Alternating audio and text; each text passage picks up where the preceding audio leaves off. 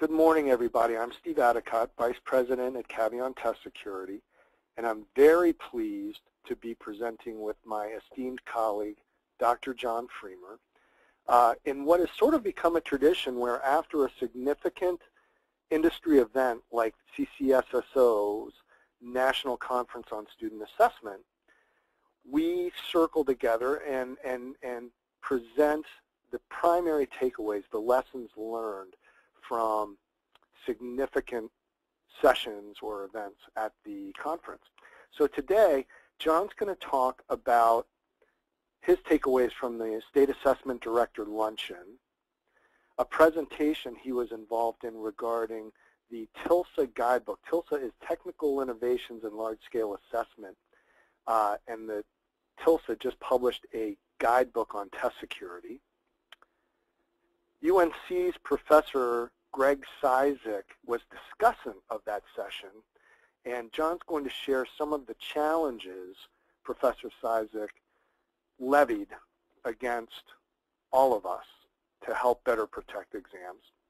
I want to talk about a wonderful session called The Critical Role of Policy in Test Security and an update on the CCSSOIATP, Association of Test Publishers, operational best practices. And then what I heard from some interactions with some school district folks. Then we'll wrap with some other significant events that happened recently. And with that, let me turn things over to Dr. John Fremer. Thank you for joining us today, folks. Our slide says, next slide, please. The State Assessment Directors, it was more than the luncheon. Actually, the luncheon has this wonderful convention where it's primarily for State Assessment Directors. Visitors, vendors can watch, but then we are somewhat graciously told to leave. So a lot of the information from State Assessment Directors that I will reflect, I heard earlier at the Technical Issues in Large-Scale Assessment meeting just before NCSA and in our interactions during the NCSA conference with directors. So it's not just meetings, it's also what I'm calling hallway conversations. And for me as an outsider trying to serve State Assessment Directors, the thing that was so dominant was discussions of Plan B. And if you're in the state assessment game, you don't need to have Plan B explained, but we have folks on this webinar who are not close to state assessments. And Plan B is what you have if you are in one of the two major consortia, PARC or Smarter Balanced, and have announced your intention to use one of their exams with 20 or so other states, but you want to be covered in case either they don't have that assessment ready, the core assessment, or there's something that happens and you decide not to use it, or a decision is made for you by a legislature, governor's office, whatever. So it turns out that virtually all the states in consortia have a Plan B. What seems to be the most common plan, and this is not based on a state-by-state survey, but what I heard across quite a number of state folk, is that their current contracts would be extended for a year. Or if they've been making their own tests, they keep on doing that for a year. Most states don't make their own tests, but North Carolina, for example, does. Not signing up an entirely new contract of multiple years, but kind of waiting out the consortia, see if they will come through, if not the first year, then subsequent years. And this is not an announcement, or I haven't heard an announcement that they're not going to come through. In fact, they're very forceful and insistent that they are on track. They will deliver those tests. And the people who are saying that are very credible and knowledgeable, thoughtful people. Some states have a Plan B, it appears, just more than anything in concept. That's what we would do, not fully worked out. Others are essentially ready to go. If they had a decision or made a choice not to go with the consortium, they know pretty much exactly what they're going to do, what it's going to cost, how it's going to work. In my mind, the remaining challenges that don't seem to be addressed as well as and thinking they need to be before they go operational is test security. You wouldn't be surprised if you know me that I would say that, but same test, multiple weeks, 20 states. As I've said a number of times, chain is only as strong as its weakest link. You just need one place to screw up and compromise the pool, and that problem will ripple through all of the states involved. So they want to make sure that they do everything they possibly can to avoid that. And also, at least at the high school level, I continue to be troubled by everyone being enthusiastic about being more rigorous and going deeper. So you have high school kids taking tests in order to graduate and get diplomas. And you're going to give them exams that count, that go deeper, and are more rigorous. Well, what is that going to do to pass rates and diploma receipt? I think conceivably it's going to create a non-sustainable condition. So moving on then to the what we're calling the TILSA Guidebook session. Next slide. Hey, John, it's Steve. Sorry to interrupt. I should have taken care of some housekeeping. First and foremost, folks, the slides will be made available to you after the session, and everyone is on mute because of the size of the audience. But we do have in the little dashboard a means for you to ask questions. So if John highlights a point and you'd like more clarity, you have a question, please pose that. Also, we'll have Q&A at the end of the session. So, John, sorry to interrupt your flow. Thank you for doing that, Steve. It is something we should let folks know each time. So this next piece now, the largest part of my presentation, is about the session on the guidebook. You see a little picture of it there. We had kind of introductory material from Charlene Tucker, our advisor, and John Olson, who is the senior person with me in producing the guidebook, along with a very fine work group of state people, two of whom gave presentations and perspectives. I'm going to say what sample of the key recommendations in the guidebook, and then pass along elements of just as good a set of discussion comments as you're ever going to hear. Someone who really takes their role seriously, thinks about it, presents an organized discussion that adds to everything else you heard. So the next slide. Both the state presentations were quite good, carefully thought out and presented. Roger Irvin from Kentucky was up first, and he talked about the importance, if you want to enhance security, is to get commitment from senior leadership. Don't go down a trail where you think you're going to take action if you discover problems and not know that you have full support on the steps that you want to take. And historically, that hasn't always been available to states.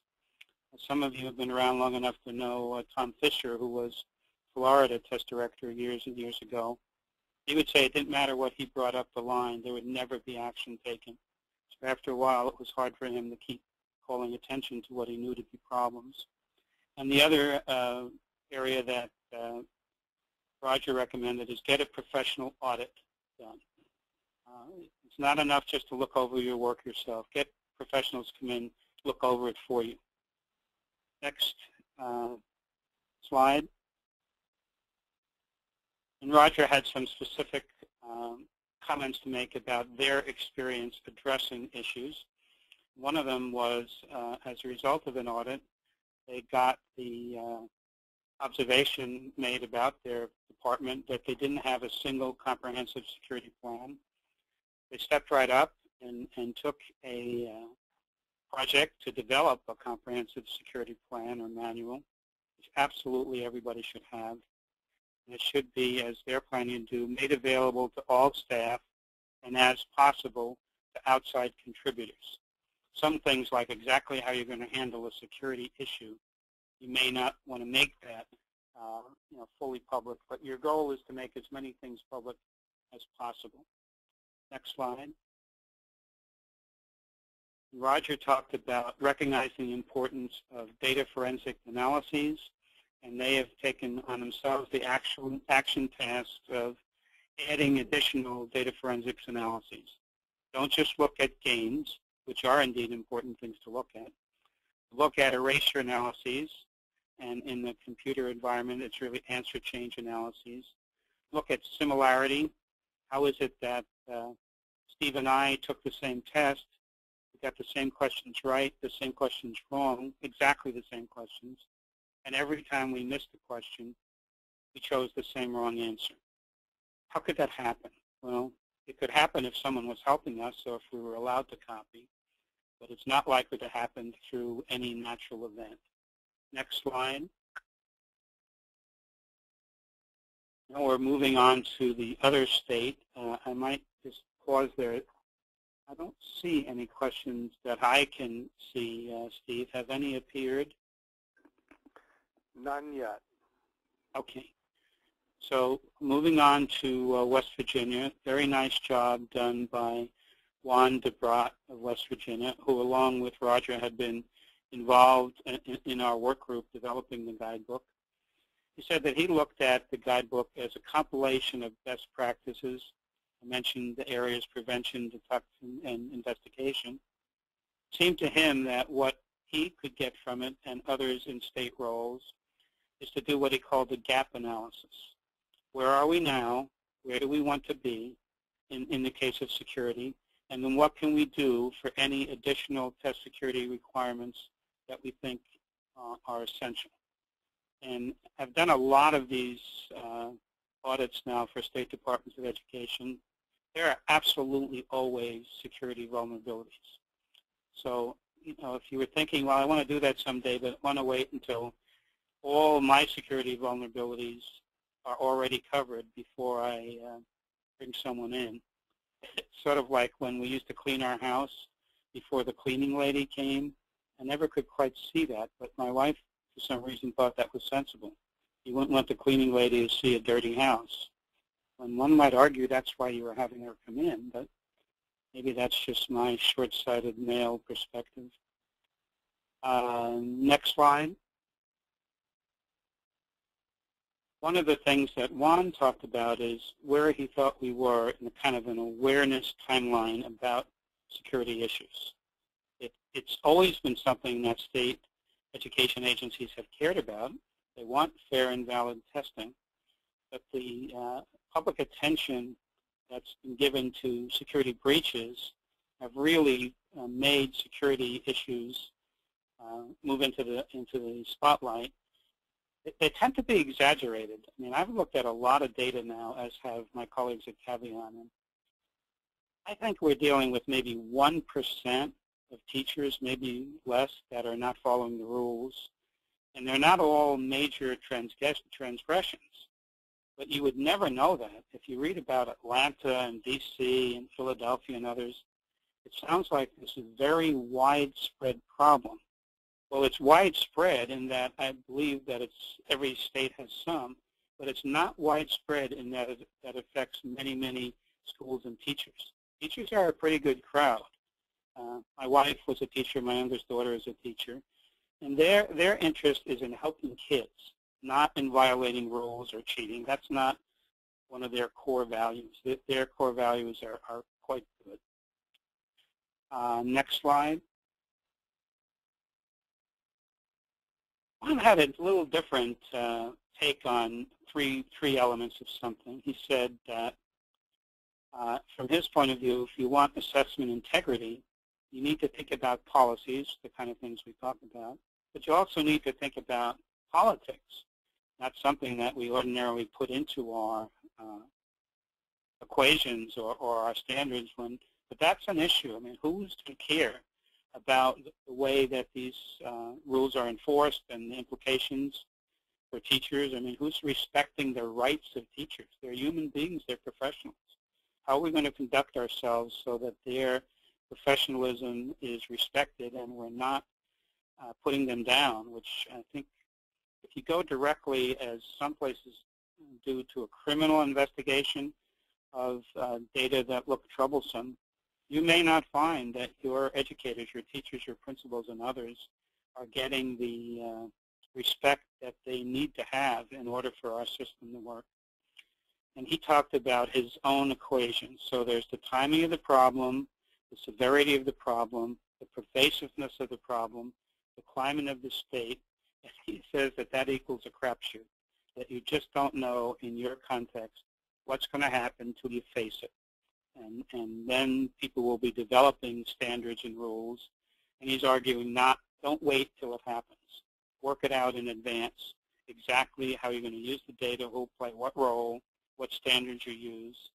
My dad was a fireman in New York City. He would be labeled a firefighter now, but I don't know that the term was in use. And he was always, have your plan for evacuating your building before there's a fire. And we had fire drills. When I was 8 or 9 years old, I knew how to get out of the house from a second story if the door handle was hot, how to break the window, how to drop to the ground, and so on. Then Juan closed with where they stand in West Virginia.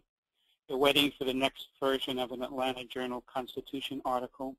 They see information everywhere about test security practices. They're not sure of the quality of that information and perspective.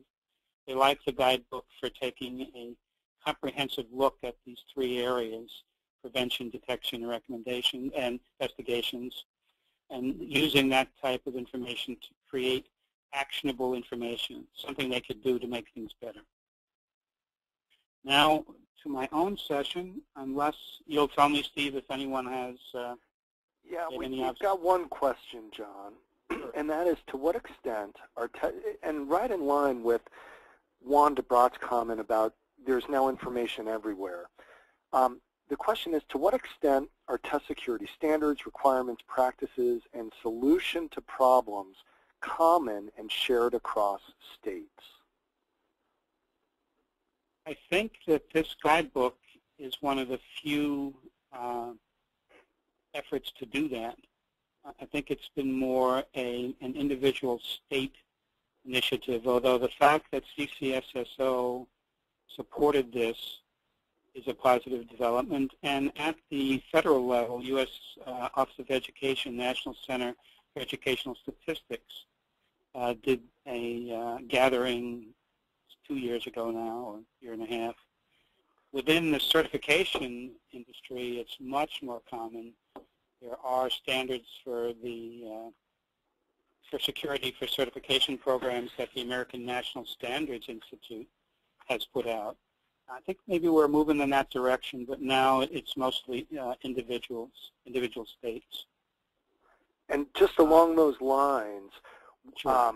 The slides will be made available, and we're going to share some resources with some URLs where you can download the guidebook for free. You can find out about CCSSO's operational best practices. So some of the things afoot to arm states and districts in this area.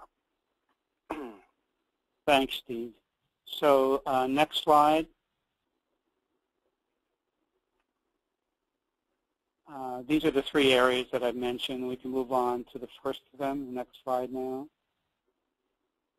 I'm just going to give samples. We worked hard on these examples, John Olson and I, with our work group, so I think they're all worth looking at, but these give you a sense of what's in there. And under prevention, communicate zero tolerance, no matter what level you work at, state, district, school. It's not enough to say once that we don't tolerate cheating in our school or district. Everybody says that. You have to communicate that that's actually the way you feel. And one of the things in talking to district staff or even school staff, let's make a school level, if the principal goes and gets trained along with the teachers, I think that's a very strong message that they want, that principal wants to make sure that his or her folks follow the rules. Based on what I've said earlier and what the state folks said, you need to have a security plan, comprehensive document, formal, written, approved, and you need to keep it up to date, so it has to be somebody's responsibility. Next slide. Detection, you should use multiple data forensics methods. I think that word is getting out there, but one of the things that troubled me is all this stuff about the Atlanta problem came about, was detected through erasure analyses. Well, sort of true, although if you read carefully through the report of the 61 investigators, you had people confessing to things that couldn't have been detected by erasures. But because they thought they were detected and they had been guilty, they confessed. But one of the people who confessed sat a good student and a poor student together and didn't monitor them. And so the poor student just wrote down everything on his test that the good student did. You never pick that up on erasures because there is no answer changing. It's just copying. But do at least these 4 things. Unusual gains, anyone can do those, including reporters. Similarity, the Addicott Fremer ridiculous fit. And the last one there, person fit, is do your responses make sense? Do you do better on the easy questions than the medium, better on the medium than the hard? Or, in extreme cases, you get the hard questions right because someone erased the last few answers and put the right ones in, or handed them out, or helped you, and left you on your own for the easy ones, and you really weren't very good students, so you missed them. Before you, at a state level, introduce data forensics into your program and your districts need to deal with it, make sure you've thought through entirely exactly how you're going to use that data and prepare your local folk with what they're going to get, what you're expecting of them, what it will look like, how are you going to help them. It's something new. It's numbers. It's statistics. It's not going to be gleefully accepted. I'm going to get more numbers that require action on my part. Who likes that? So you need a very careful program of how you're going to keep people informed. Next slide. And the next 3 slides are all about investigations. The first one is about the evidence that you need in order to launch an investigation, the criteria or flags that are going to matter, what roles there will be for states and districts and others. You're going to bring others in some cases, timelines. We argue for a model investigations kit that's sent out from the state level to districts, so just exactly what you're expecting them to do. And the next slide is about that kit. It ought to clearly define what everybody's supposed to do, including how evidence is going to be evaluated, provide some help in planning and conducting interviews. These types of interviews that you need to do in investigations are not, second nature to school people. It's a different role for them. So make sure that you help them and also give them guidance about what you expect in their report. Next slide. The theme to your investigations ought to be improving security in the future, not singling out people and hanging them for the highest tree. That's what Mark Twain, who was opposed to capital punishment, thought hanging should be staged in areas with sloping sides so you could have as many people as possible see it. That shouldn't be your goal. The goal is to get the cheating to stop. That's really what you want. You want a fair and valid test. And to do that, I'm a very strong advocate in giving attention to the worst of the worst. Clear examples of misbehavior. Not everything that's statistically significant. Because if you're a school district or a state, you can't afford to lose when you move forward and have a very serious investigation with consequences. So make sure the ones you're dealing with are slam dunks. There's no other possible explanation.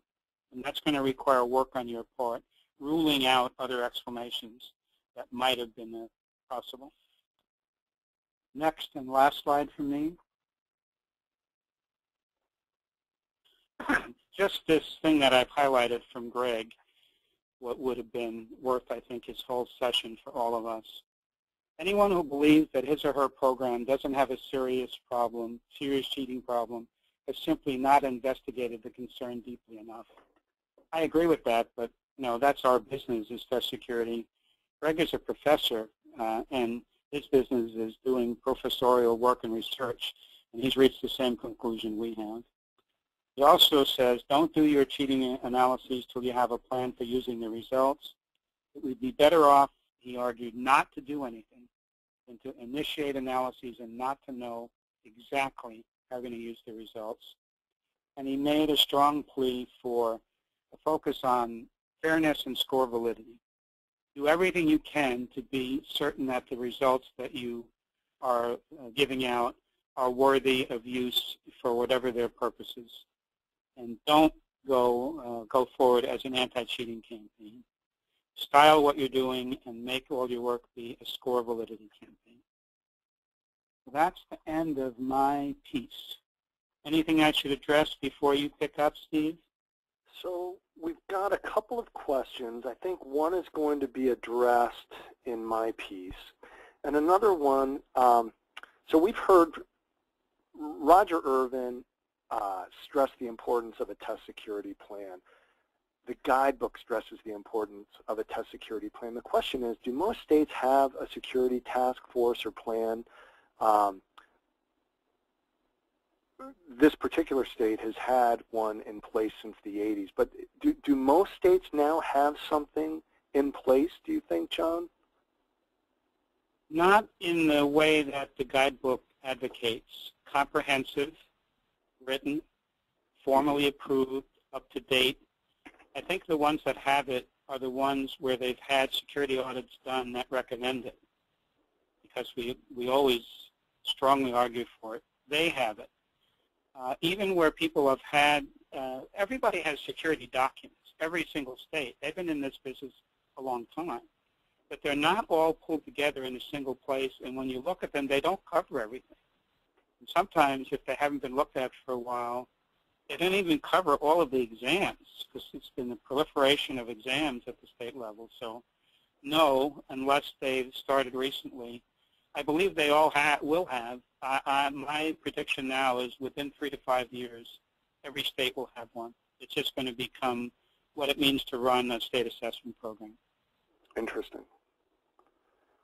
So I'm going to pick up the presentation now and share some of the key takeaways for me. The first involves a wonderful session that was called The Critical Role of Policy in Maintaining Test Security.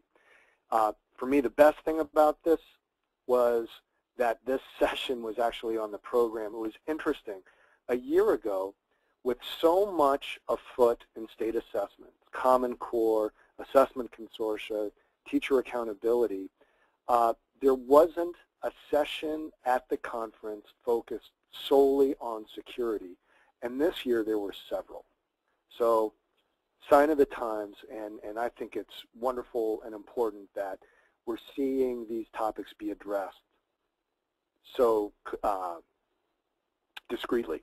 So this session involved presentations from 3 states sharing their experiences implementing test security detection and enforcement policies. And what's interesting, that while the policies vary, what is the common theme is that, like all states I should say, but these guys take the integrity and validity of their results so seriously that they're willing to put themselves in uncomfortable situations to protect the trustworthiness of test results. Next slide, please.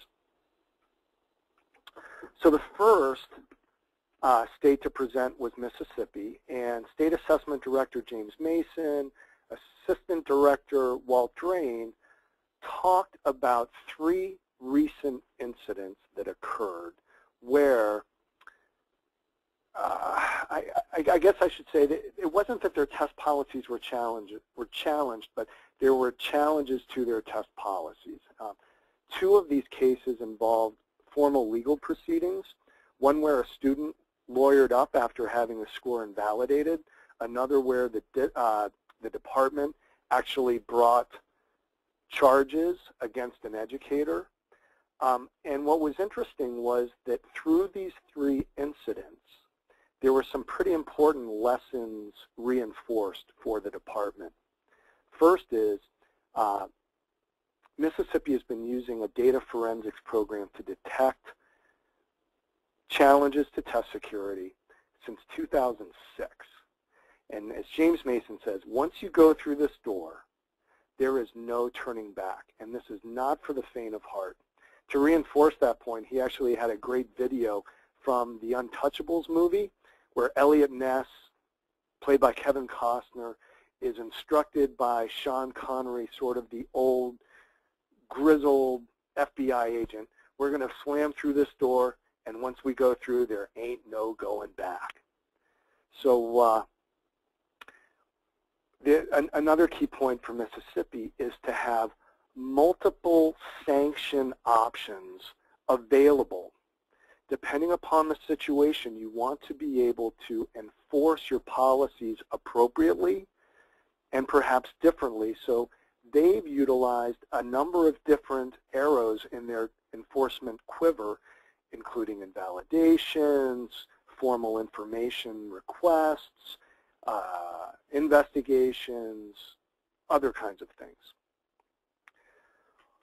What one of the incidents reinforced was how important it is to have your policies uniformly implemented across every district throughout the state. Indeed, in the situation where the student lawyered up,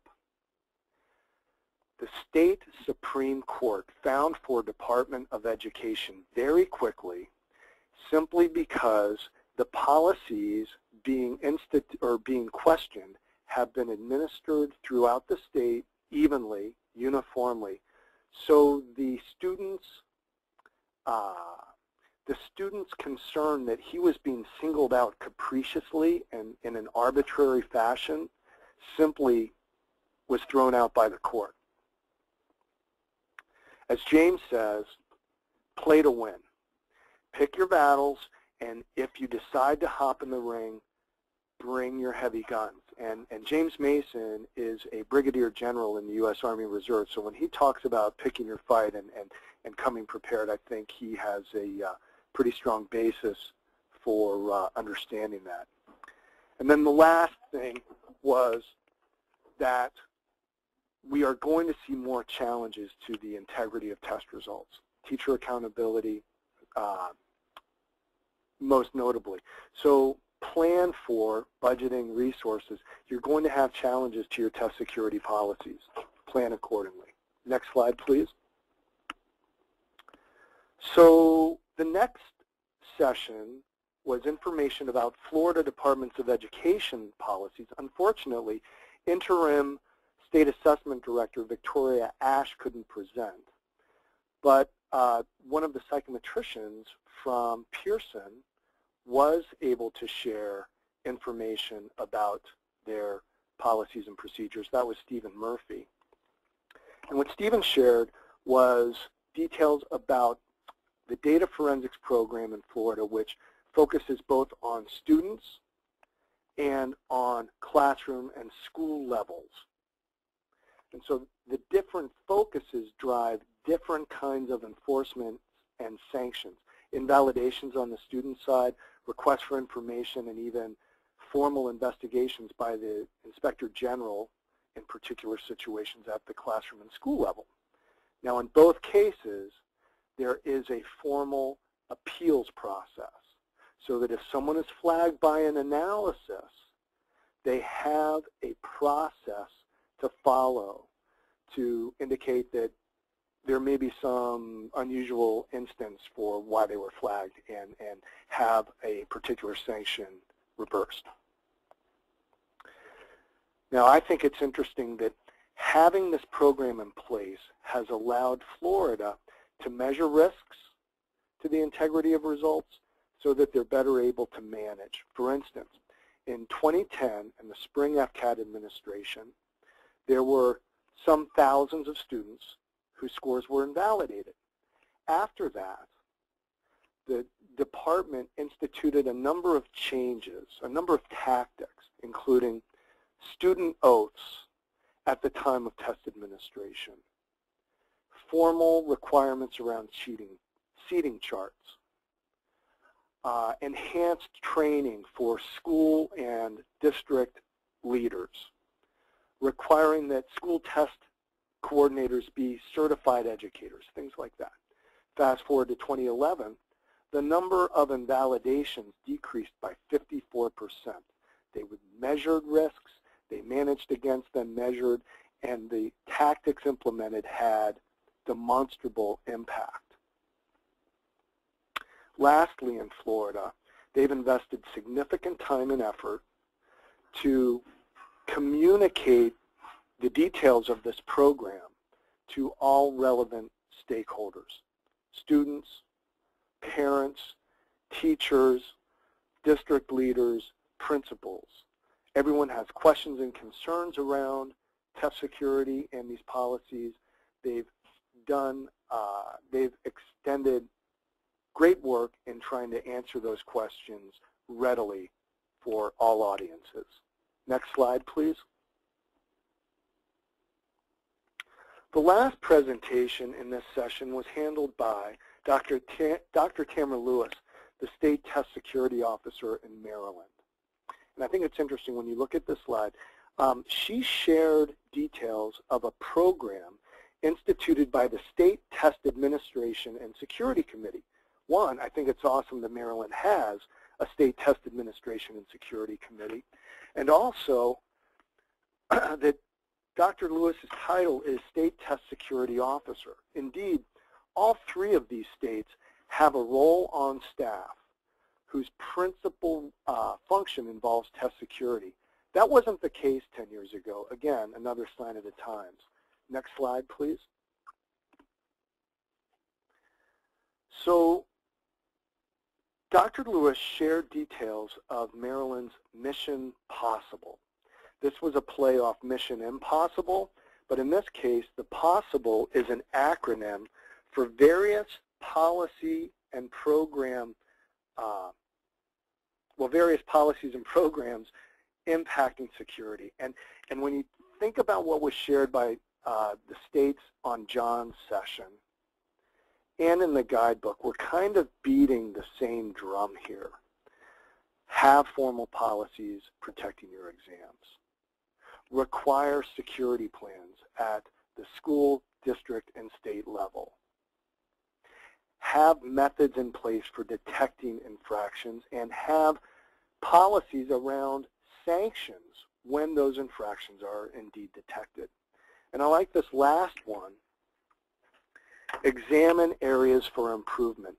Much like Florida measures to manage, let's look at how we operate and make sure we are continually evaluating our policies and procedures against best practice. Now, the last thing about Mission Possible, the way the program has been communicated to schools and districts in Maryland was through creation of a very clever and memorable video taken from the Mission Impossible theme with the dun dun dun dun dun. That's no. Well, whatever the Mission Impossible theme music is, the characters wearing sunglasses like secret agents and the fuse burning along the bottom. Very, very fun. Next slide, please. So another session involving security was a introduction for the newly released update to the CCSSOIATP operational best practices in large-scale state assessments. So a couple of things here. One, it's notable that two important testing organizations, CCSSO and ATP, Association of Test Publishers, banded together to create these industry-wide best practices.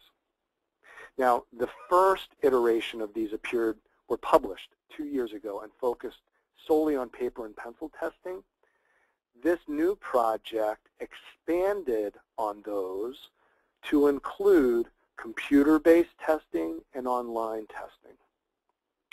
So this session was introduced by the four folks listed here: Lisa Ehrlich, COO of Measured Progress; Sarah Susbury from Virginia DOE; Pat Rashevsky from DRC, who used to be the State Assessment Director in Nebraska; and Chris Hansrick from Washington. Now, what's notable, this publication is not just from two organizations, but it blends vendors and program leaders. So it really is a coming together industry-wide to create best practices for any high-stakes test program to gauge itself against in order to become as efficient and as effective as possible. It really is a case of a rising tide lifting all boats. Let's go to the next slide, please. Now, the best practices involve the entire testing value chain, soup to nuts. Test design, test development, administration, publication, administration, scoring, et cetera, et cetera. There is a chapter focused solely on test security issues, Chapter 8. This was overviewed by Chris Hansrick. And again, beating the same drum, these operational best standards tout the importance of a comprehensive security plan. It needs to address your internal processes, but also those processes handled by your vendors, as well as the districts and schools where tests are administered. And what I liked most was Chris's point involving a test security plan. Develop the plan now. Don't talk about it. Don't delay it. It doesn't have to be the end-all, be-all. Build the plan you can now with the resources you have available and implement it. Do not wait. Do not hesitate. I think that's very, very sound advice. Next slide, please.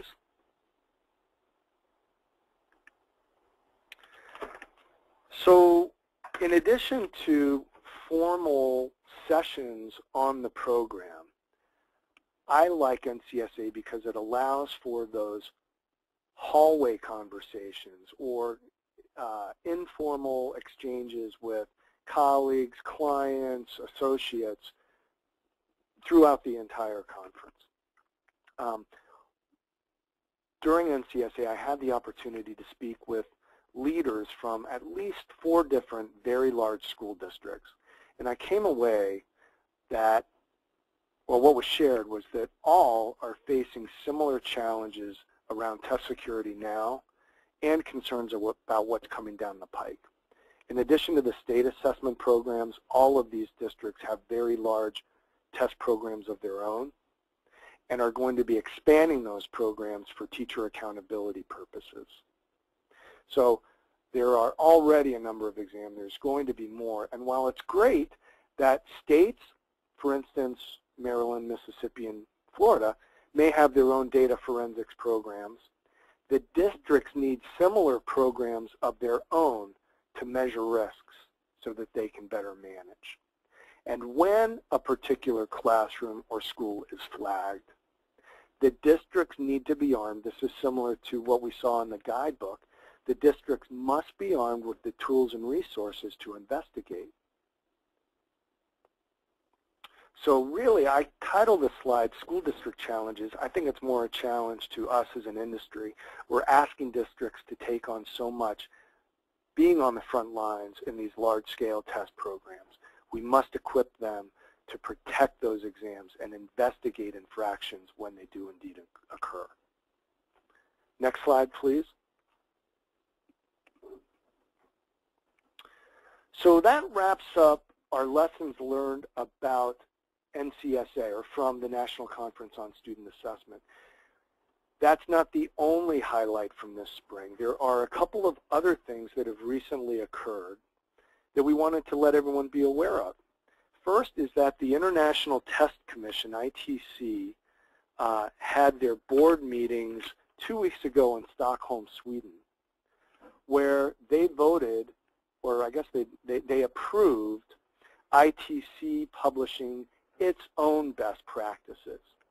And those best practices involve many of the Caveon security audit standards, which I think this is now the 4th organization that has adopted those standards as best practices. Started with ATP, ANSI, the Dutch Exam Society, and now ITC. So that's gratifying, and we're glad that the work we've conducted on behalf of other test programs can advantage even more programs through these kinds of affiliations. And lastly, last month, the program for the second annual Conference on Statistical Detection of Potential Test Fraud was published. And you can see here on this slide how to access the program and how to register. This year's conference is being hosted by Dr. Jim Wallach and his team at the University of Wisconsin at Madison. And really, I think the first and second year of this gathering is in a significant milestone where academics and program managers and vendors, leading experts in test security detection, have come together to share their methods and, again, sort of evolve this important area of statistics and science. So next slide, please. And I'm going to turn things back to John. We've tried to highlight some documents and resources that we think someone concerned with security would find valuable. We've talked quite a bit about the operational best practices. Those of you who work in states, for example, as opposed to people in certifying agencies, may not be aware that the ATP has a security committee that has done excellent work in all kinds of areas and continues to do so. And someone associated with your activity should know about it. We've talked about our blog in this webinar series. We'll put in the final version of the slides that we post, the URL for the NCME guidelines on test security. It's a very nice document that's put out by a group of high-level NCME types. The TILSA Guidebook, which we've mentioned a number of times, the only thing I want to mention here is that you can get this guidebook for free and print it, or read it. If you're an on-screen person, you can read it on screen. It's 108 pages, so I'm not sure how many people would actually want to print it. It probably, if you want to have your own copy, it only costs $3.89, which is a phenomenal thing that CCSSO has managed to do. They not only supported the TILSA work, but they also figured out how to have it printed for virtually nothing. So you could give it as Christmas presents to people that you hardly know, or tokens of appreciation. Give it out at workshops and the like. And then finally, we've posted Greg CIZEK's wonderful discussion comments as one of the Caveon blogs. I recommend it highly.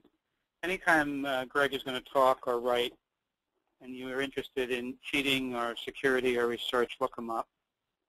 Next slide gives you a link of a kind of fun thing. If you know various of us at Caveon, we did a 10th anniversary video that let me not say any more about it. It's kind of fun if you want to access it. You want to know a little bit more in an irreverent way about the people of Caveon. I think, Steve, we're now ready to go to the next slide and see if there are any general questions for either of us. And so here's one. And I'm not familiar with this particular group of standards, John, but the question is this: the standards for educational and psychological testing are under revision. How has Caveon and others concerned with test security had input or influence on those new standards? So I'm not sure if that was the regarding the U.S. Department of Education. I think that comment came when you were talking about. Those are the AERA, APA, NCME standards. Okay. If you work in educational testing as a profession or full-time in the testing industry, people just call them the standards. They have more attention to security than in the past, but there wasn't much in the past. And I was one of many hundreds of reviewers. I didn't have a major role in it, but they had such terrific people doing it that what I saw that they did include was good stuff and an addition, but it's nowhere near what you would need to evaluate. You should evaluate yourself. All of us should evaluate what we do against the AERA, APA NCME standards, but it's nowhere near enough to get you down to the level of what am I doing right, what I can do better. You need something more particular. We have 300 standards just for test security, the Caveon standards. So, John, another question, and this is, well, do most states have some form of hierarchy of penalties for teacher/administration personnel penalties such as temporary revocation of teaching certificates, permanent revocation, and or jail time for tampering with governmental documents? So is there, I think the question is there sort of a hierarchy of sanctions based upon the type of infraction? Every place that I've had occasion to do reviews, and we're getting up to maybe close to 20 states now, yes, they are the low end for the least severe problems. It could be a written reprimand. It could be not having the person involved in testing for some period of time, all the way up to the much more extreme options. In some ways, that the criminal investigation, not that they're not meaningful. I'm sure if you're being criminally investigated, they're very meaningful, but they're also extremely expensive and talk about a last resort. It's anything that might affect your job or your license that I think in the real world are typically the most severe restrictions that a educator might face. Fortunately, we don't need to go that far very often, but when we do, we want to make, well, I've said this before, we want to make absolutely certain that we're right. You don't want to be, making sounds about going after someone's license and later on have to say, oh, wait a minute, I didn't have it right. Now that I see all the data, it's not really a problem because you've already caused a lot of harm. Thank you. One question, and if you don't mind, I'll handle this one, John. The question is, how beneficial will the Conference on Statistical Detection of Potential Test Fraud be to non-psychometrician state staff, those who are on the training and investigation roles? I'm not a psychometrician nor a statistician. I went to the conference last year, and candidly, much of it went right over my head. I would suggest when you get a copy of the slides, take a look at the program. By design, the conference is for a more technical audience. So I think looking at the program and knowing that it is really for that statistical or psychometric person with that background, that'll help inform your decision. And then, John, the last thing is it's more a comment. I'd like a copy of these resources. So I think that we've included a number of links for the resources that we know are available in different places. Other ones like the CCSSOIATP best practices are available through CCSSO's website. Any other comments, John, along those lines? Well, I made a personal commitment to put more URL information in before we post these slides, which has been our pattern. For example, the NCME guidelines are accessible. We just need to give them the URL for it. Mm-hmm. I'm delighted people want to get these things. I think they are very valuable. Let's learn from each other. Let's grab everything we can and use it where it's applicable to our situation. We don't have to reinvent the wheel every time. Terrific. Just one person said, hey, I just ordered the handbook for test security. Hope it will be helpful and help us tighten up our district security program. Do you believe it will help us with that, John? Absolutely. Yeah. And there are two documents we don't have here, but there is also the Wallach Fremer. I'm getting to be a great second author. Maybe that's my new career, second author on stuff. which is called a Handbook of Test Security. That's not $3.89. That's actually a pretty expensive thing. But if you're really going into it, I would suggest that. And I think the Test Security Guidelines Guidebook, the guidebook, it was developed for the specific purpose of helping state assessment directors. And that's what the state assessment directors were telling us at every step of the way. Give us specific, practical information. Give us templates and guidelines. We won't do everything you say, but tell us everything you know. So I think if you've not seen it, I'm thinking you're going to find it's really quite a helpful document. Excellent. So we've just got some other comments. People saying they've downloaded the TILSA guidebook, found it helpful. So it's I'm not seeing any other specific questions. I think, John, we can declare victory. Okay. Thanks, hey, folks, everyone. for coming. Thanks so much. We really appreciate your participation today. Stay tuned. We'll have another important session next month. And until then, good luck and have a great day.